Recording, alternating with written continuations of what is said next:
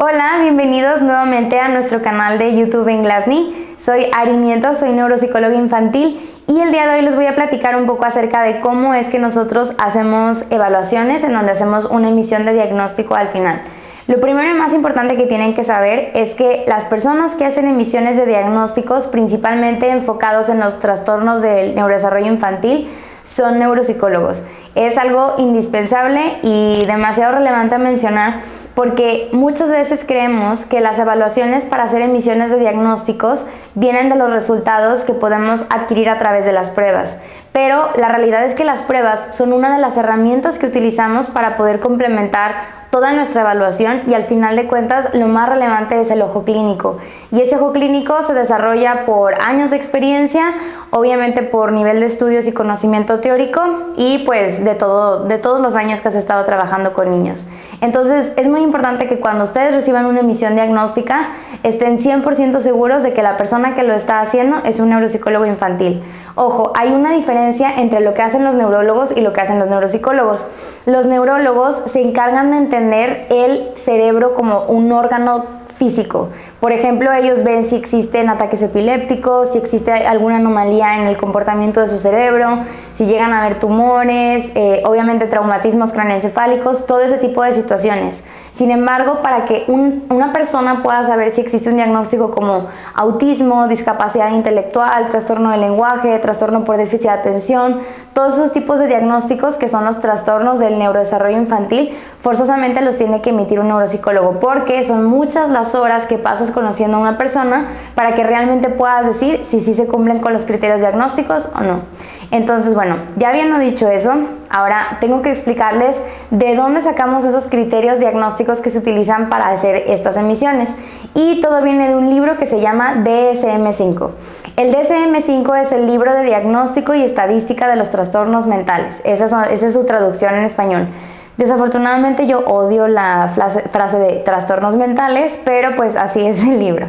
Y en ese libro viene una sección que se llaman trastornos del neurodesarrollo infantil. Ahí viene autismo y vienen todos los criterios para poder cumplir o no con el diagnóstico de autismo.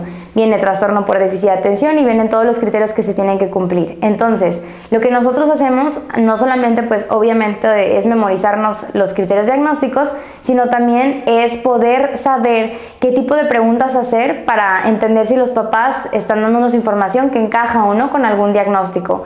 Ver actividades en su vida cotidiana que pudieran ser criterios diagnósticos también y obviamente esto es complementado con lo que aplicamos en las pruebas.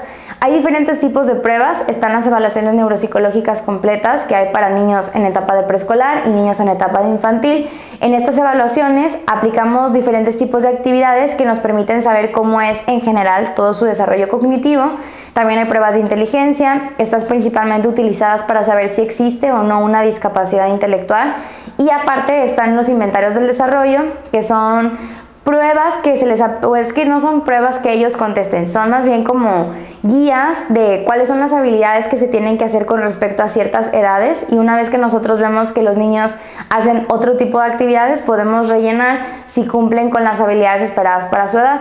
Esto principalmente se aplica con niños que no tienen un lenguaje suficientemente desarrollado porque un niño que pues no tiene un lenguaje bien desarrollado no le puedes aplicar una prueba de inteligencia, estaría completamente sesgado.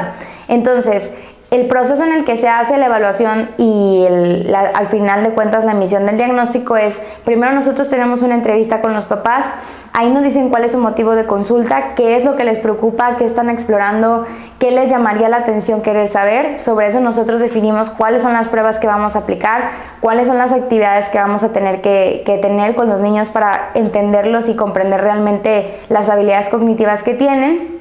Eso dura aproximadamente diferentes días, varias horas. Hay veces que tenemos que verlos en una situación de un parque o de la escuela, en diferentes contextos, no solamente en el mismo espacio físico en donde estamos haciendo la evaluación.